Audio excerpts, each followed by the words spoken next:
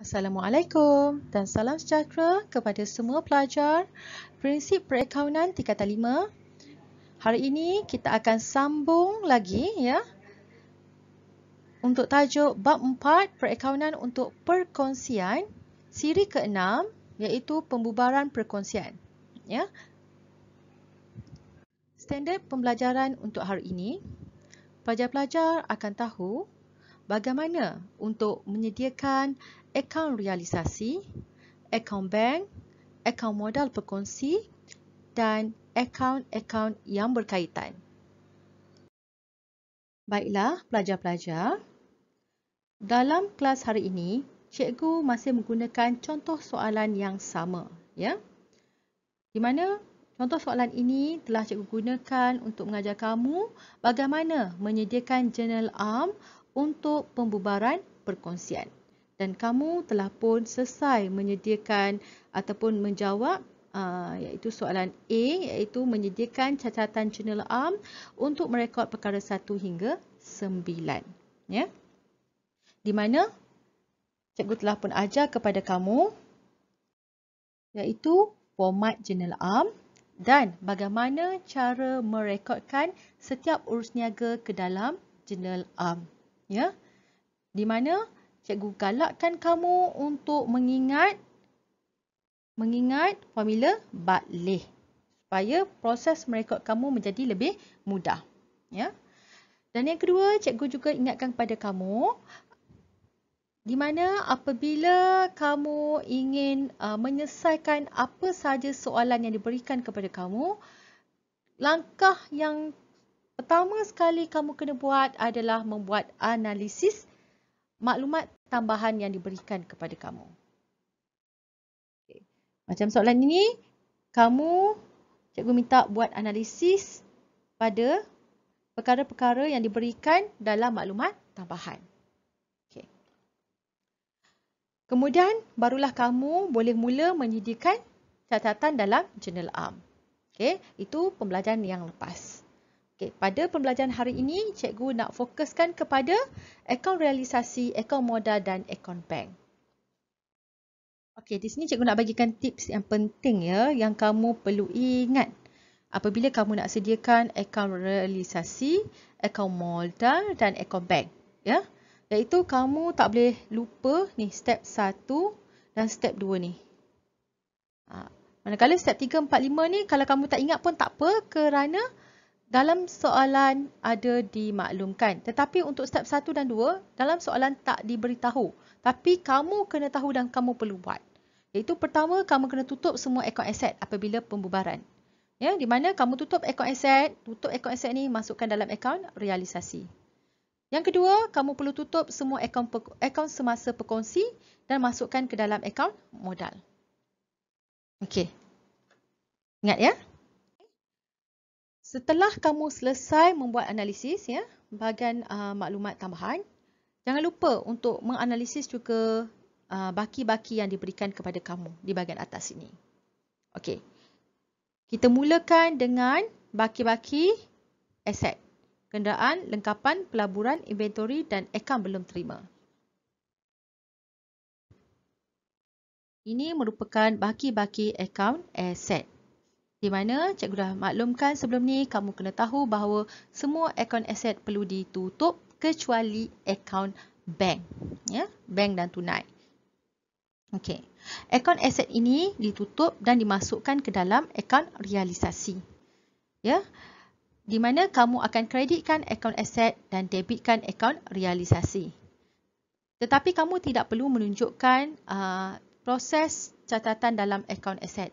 Kerana soalan tak minta pun kamu sediakan akaun aset-aset tersebut.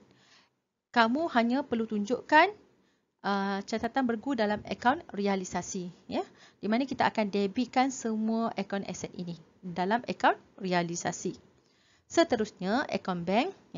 Di mana akaun bank adalah akaun yang paling akhir kita tutup. Kenapa? Kerana ia merupakan akaun yang akan digunakan untuk penerimaan dan pembayaran wang.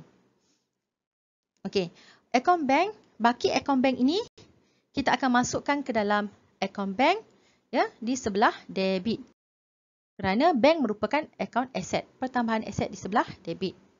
Seterusnya, baki akaun modal Kelly dan Melissa, kita akan masukkan ke dalam akaun modal. Kerana soalan ada minta kita menyediakan akaun modal. Okey, kita akan masukkan dalam akaun modal sebagai baki. Ya. Di mana kita tahu bahawa akaun modal merupakan akaun ikuti pemilik, pertambahan ikuti pemilik di sebelah kredit. Jadi kita akan kreditkan akaun modal. Seterusnya, akaun semasa Kelly dan Melissa. Akaun semasa Kelly dan Melissa, okay, ini step yang cikgu suruh kamu ingat, iaitu step kedua, semua akaun semasa perkongsi perlu ditutup dan dimasukkan ke dalam akaun modal perkongsi. Ya.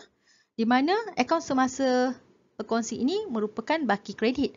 Apabila kita nak tutup, of course lah kita akan debitkan. Ya. That's why kita debitkan akaun semasa perkongsi dan kita akan kreditkan akaun modal perkongsi.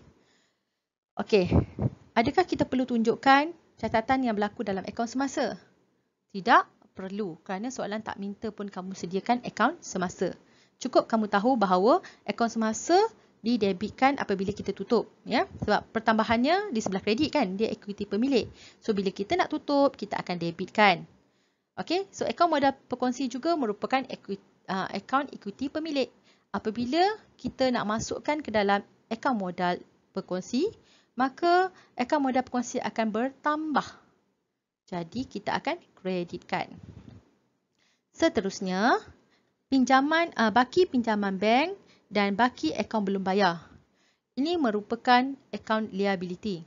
Baki akaun liability ini, kamu tak perlu pindahkan ke dalam akaun realisasi. Ya? Di mana akaun liability ini kita akan jelaskan menggunakan akaun bank. Jadi, baki-baki ini perlu dimasukkan ke dalam akaun-akaun mereka masing-masing. Ya? Tetapi untuk soalan ini, soalan tak minta pun kamu sediakan akaun pinjaman bank ataupun akaun belum bayar. Jadi kamu tak perlu sediakan. Cukup kamu tahu yang pinjaman bank ada baki RM20,000 dan akaun belum bayar ada baki RM5,200. Ya, maklumat ini nanti berguna untuk kamu untuk menyelesaikan maklumat tambahan di bawah. Okey, baiklah. Kita telah pun selesai proses yang pertama, iaitu membuat analisis pada maklumat tambahan, ya, maklumat tambahan, dan juga mengenal pasti baki-baki yang ada dalam soalan, dan telah pun kita tahu kat mana kita nak hantar nanti, kan? Okey, so proses yang kedua, kita akan mula membuka akaun yang terlibat. Okey, di sini soalan meminta kita buat 4 perkara, di mana A telah pun kita selesaikan dalam pembelajaran yang lepas. So pada hari ini kita nak selesaikan pula B, C dan D, iaitu akaun realisasi, akaun modal dan akaun bank. Di mana kita perlu buka akaun ini secara serentak, ya, serentak. Okey, kita buka akaun realisasi, ya, bentuk T. Akaun modal, di mana soalan minta dalam bentuk berruangan, ya, di mana ada ruangan untuk Kelly dan juga Melissa. Kelly dan Melissa, ya. Okay. Seterusnya, akaun bank. Okey, proses yang ketiga dalam menyelesaikan sesuatu soalan, kita perlu masukkan terlebih dahulu baki-baki yang ada. Okey. Di sini kita tahu bahawa kita akan sediakan akaun realisasi, akaun modal dan akaun bank. Okey. So kita masukkan dulu baki-baki yang ada dalam ketiga-tiga akaun ini. Tetapi kamu kena ingat, akaun realisasi merupakan akaun sementara yang diwujudkan ketika proses pembubaran. Jadi, akaun realisasi tidak akan ada baki. Okey. So yang akan ada baki hanyalah akaun modal dan juga akaun bank. Okey, akaun modal merupakan akaun ikuti pemilik, jadi bakinya akan berada di sebelah kredit, ya. Okey, kita akan tulis tahun terlebih dahulu, kemudian tarikh Jun 30, baki BB, Kelly RM60,000 dan Melissa RM40,000. Seterusnya kita akan masukkan baki akaun bank. Okey, akaun bank sebanyak 16,000.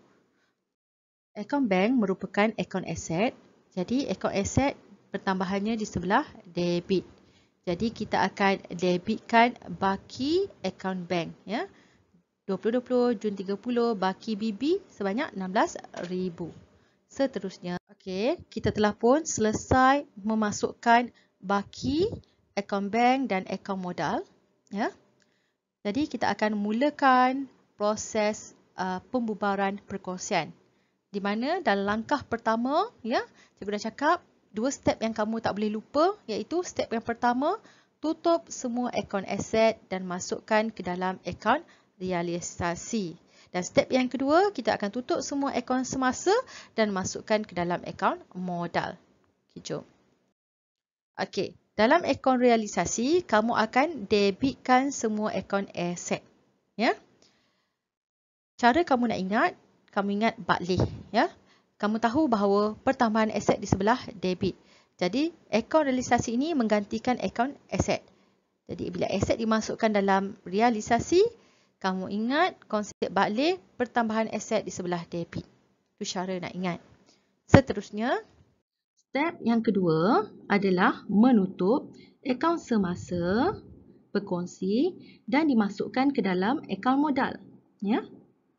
Untuk soalan ini, pelajar perlu perhatikan betul-betul, ya. Kebiasaannya akaun semasa berbaki kredit, ya, berbaki kredit. Tetapi untuk kes ini, Melissa, ya, berbaki debit. Manakala Kelly berbaki kredit. Sebab tu tak ada apa-apa catatan di sebelah amount Kelly, ya. Kenapa Melissa berbaki debit? Okey, kebiasaannya perkongsi-perkongsi ini akan ada hak untuk menuntut ke atas perkongsian. Tetapi sebaliknya Melissa pula, dia tiada hak untuk menuntut ke atas perkongsian. Malahan perkongsi yang akan menuntut ke atas Melissa sebanyak 1,800. Kata mudahnya, Melissa yang mempunyai hutang dengan perniagaan, dengan perkongsian ini. Bukan perkongsian yang punya hutang kepada Melissa. Okay, sebaliknya Kelly pula, perkongsian yang ada hutang ataupun yang perlu melunaskan hak Kelly, iaitu sebanyak 7,500. Okey, jadi bagaimana untuk merekodkannya? Ya. Untuk Kelly, kita akan debit akaun semasa Kelly dan kreditkan modal. Manakala untuk Melissa, kita akan debitkan akaun modal dan kreditkan akaun semasa. Jom kita lihat. Caranya seperti ini, ya. Okey, untuk Kelly, kita akan rekodkan di sebelah kredit, ya, iaitu buktinya akaun semasa dan amalnya 7,500 di ruangan Kelly. Tarikh cikgu tak tulis kerana tarikhnya sama. Manakala untuk Melissa, kita akan debitkan, ya. Kita akan tulis tahun dan tarikh dan buktinya akaun semasa dan amalnya 1,800 di ruangan Melissa. Seterusnya, okey, kita dah selesai step 1, step 2. Step yang penting cikgu cakap kamu kena ingat kerana dalam soalan tak diberitahu. Okey, seterusnya kita akan selesai pula perkara yang ada dalam maklumat tambahan, ya. Okey, kita lihat maklumat tambahan yang pertama. Kenderaan diambil alih oleh Kelly dengan harga RM45,000. Ya, di sini kita dah pun buat analisis. Kita akan debitkan modal Kelly sebanyak 45,000 dan kreditkan realisasi 45,000. Okey. Debitkan akaun modal. Okey, dalam akaun modal kita akan tulis pasangan catatan bergudia iaitu akaun realisasi di ruangan Kelly sebanyak 45,000. Manakala dalam akaun realisasi kita akan kreditkan dan butirannya modal Kelly 45,000. Seterusnya, untuk 2 Roman, Melissa bersetuju mengambil alih inventory dengan harga 15,300. Kita lihat analisis yang telah kita buat. debit modal Melissa dan kreditkan realisasi. Ya. Okey, dalam modal Melissa, kita akan debitkan. Okey, kalau kamu lihat di sini, cikgu tak wujudkan perkataan realisasi yang baru. Sebaliknya, cikgu menggunakan realisasi yang mudah sedia ada. Kenapa? Kerana dalam akaun, kalau perkara itu yang sama, kita tak ulang. Sebab kita lihat di sini, pada tarikh yang sama dan butiran yang sama, dan kita boleh asingkan dengan menunjukkan pada ruangan yang berbeza. Jadi kita rekodkan 15,300 di sini. Ya. Seterusnya, dalam akaun realisasi, kita akan kreditkan butirannya modal Melissa dengan amount 15,300. Aset-aset lain direalis dengan harga seperti berikut. Ya. Pelaburan dan lengkapan. Ya. Okey, baiklah pelajar-pelajar. Kalau kamu lihat perkataan direalis atau dijual atau dihapus, ketiga-tiga ini membawa maksud yang sama, iaitu dijual. Kamu anggap ianya dijual. Okey? So, di sini, kedua-dua ini telah pun dijual. Ya? Kita lihat analisis yang kita telah buat, 3 Roman. Debit bank, kredit realisasi. Dengan amount berapa? Amountnya sebanyak 48. Kamu jumlahkan kedua-duanya. 48,000. Okey. Dalam akaun bank, kita akan tulis butirannya realisasi. Amountnya 48,000. Dalam akaun realisasi, kita akan kreditkan dan kita akan tulis butirannya bank dengan amount 48,000. Seterusnya, untuk 4 Roman, RM500 tidak dapat dikutip daripada akaun belum terima. Lihat 4 Roman, ya. Dengan butiran yang diberikan, kita jelas bahawa yang tidak dapat dikutip hanya 500, sedangkan akaun belum terimanya berjumlah 4,500. Jadi, ada 4,000 yang dapat dikutip. Jadi, kita akan debit bank 4,000, kreditkan realisasi 4,000. Okey. Ya, caranya kita akan debitkan akaun bank dengan butiran realisasi 4,000. Dan kita kreditkan akaun realisasi dengan butiran bank dan amountnya 4,000. Seterusnya, untuk 5 Roman, pinjaman bank dijelaskan sepenuhnya. Okey, di sini kita dah buat analisis untuk 5 Roman, iaitu debit pinjaman kredit bank. Okey, berapakah jumlah pinjaman yang telah diselesaikan? Okey, soalan bagi tahu sepenuhnya. So, sepenuhnya di sini pinjaman bank adalah 20,000. So, kita akan debitkan pinjaman 20,000 dan kreditkan bank sebanyak 20,000. Okey, jadi kita akan kreditkan akaun bank, ya, iaitu dengan butiran pinjaman sebanyak 20,000. Ya, kamu tak perlu buka akaun pinjaman kerana soalan tak minta pun kamu buka akaun pinjaman. Okey. Akaun belum bayar dijelaskan dengan nilai RM5,000 oleh Kelly. So, analisis yang kita dah buat, debit akaun belum bayar, kredit modal Kelly. Dan satu lagi, kenapa cikgu kreditkan realisasi? Okey, kerana ya, kita lihat di sini, akaun belum bayar yang sebenarnya sebanyak 5,200. Ya, Kelly hanya selesaikan 5,000. Jadi ada baki 200 lagi, itu kita akan masukkan dalam akaun realisasi. Kerana liability yang ditemui selepas pembubaran perlu dimasukkan dalam akaun realisasi. Okay. Dalam akaun modal, kita akan kreditkan dengan butiran akaun belum bayar, ya, pada ruangan Kelly RM5,000. Manakala dalam akaun realisasi, kita akan kreditkan akaun belum bayar sebanyak 200. Ya.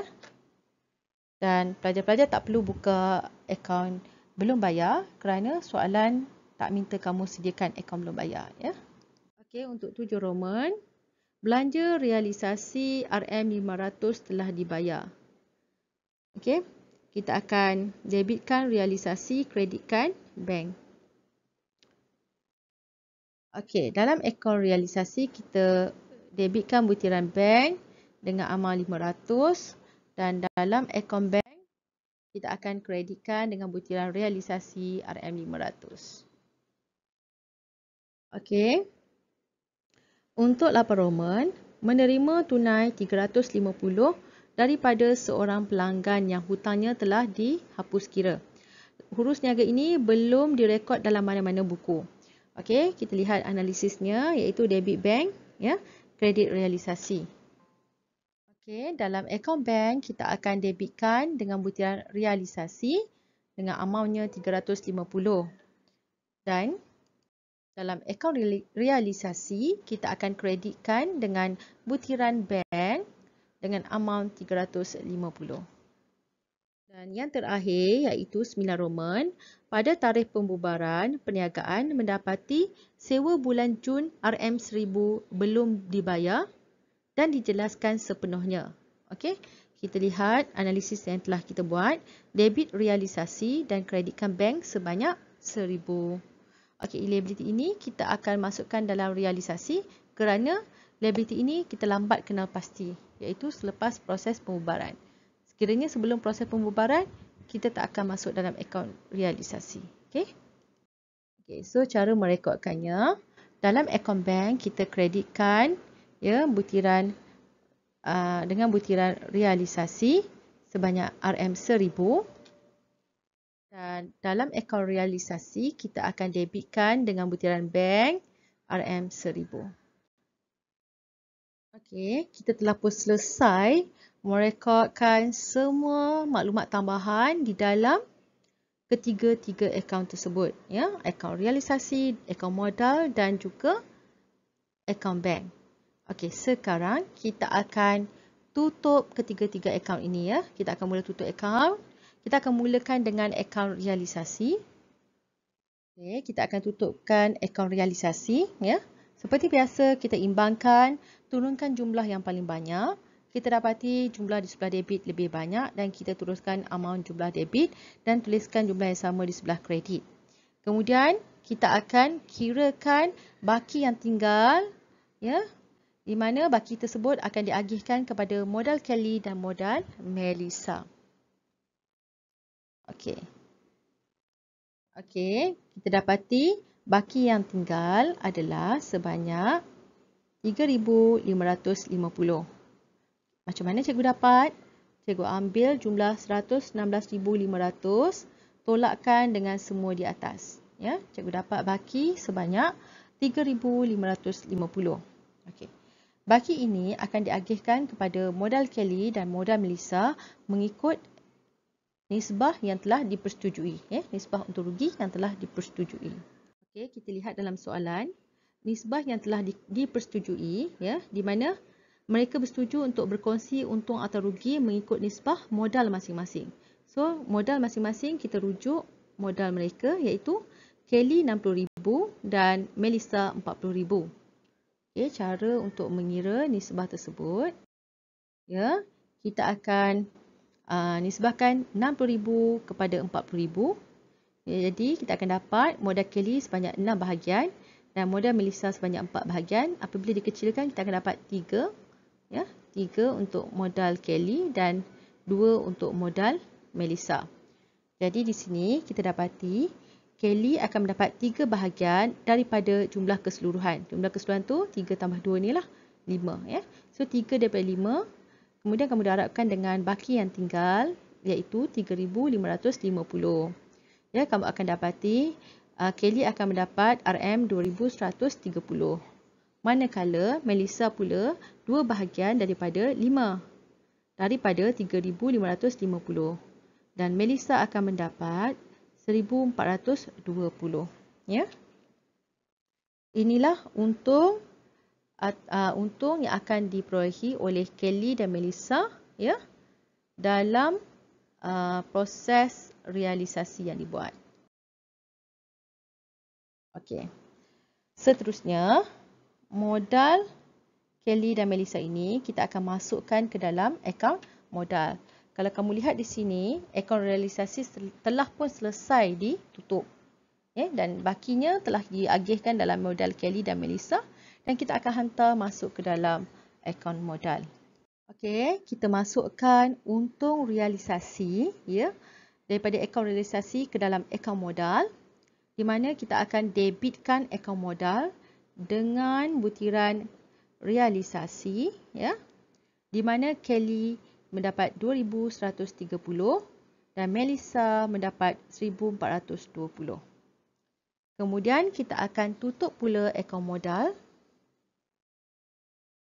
Okey, kita akan imbangkan akaun modal Kita dapati jumlah di sebelah kredit lebih banyak daripada jumlah di sebelah debit. Jadi kita akan tuliskan amal yang sama di sebelah debit iaitu 72,500 untuk Kelly dan Melissa 40,000. Kemudian kita akan ambil jumlah di sebelah debit ini, tolakkan dengan semua butiran di sebelah atas untuk mendapatkan baki. Dan ingat, kita tidak akan tulis baki kerana kita tahu bahawa apabila proses pembayaran semua akaun akan ditutup. Jadi, baki daripada akaun modal ini kita tidak akan tulis baki, sebaliknya kita akan tulis bank kerana baki-baki ini akan dihantar ke dalam akaun bank. Kita dapati baki untuk akaun Kelly sebanyak 25,370 dan Melissa 21,480. Butirannya kita tulis sebagai bank kerana kita akan hantar ke dalam akaun bank. Okey, kita masukkan baki yang kita dapat daripada akaun modal tadi dan kita masukkan ke dalam akaun bank.